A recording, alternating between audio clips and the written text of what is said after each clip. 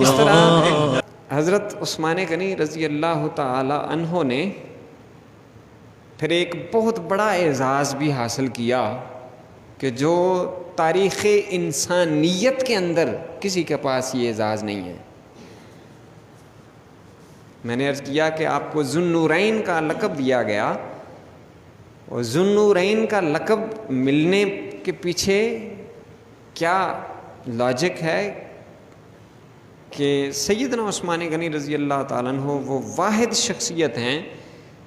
سیدنا آدم علیہ السلام سے لے کر حضور نبی پاک صلی اللہ علیہ وسلم تک جتنے بھی انبیاء اور نبی اور پیغمبر اور رسول آئے ہیں، کسی بھی نبی اور رسول کی دو صاحبزادیاں کسی ایک شخص کے عقد کے اندر، نکاح کے اندر نہیں آئیں۔ پوری ہسٹری کھنگال لیں،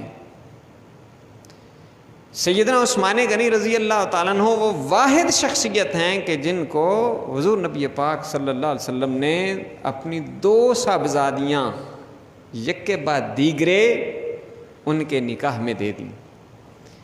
اور اس بنا پر آپ کو ذو النورین کا لقب ملا ہے کہ آپ دو نوروں والے ہیں۔ یہ حضرت عثمان غنی رضی اللہ تعالی عنہ کا اعزاز ہے، کسی اور کو یہ اعزاز نہیں ملا۔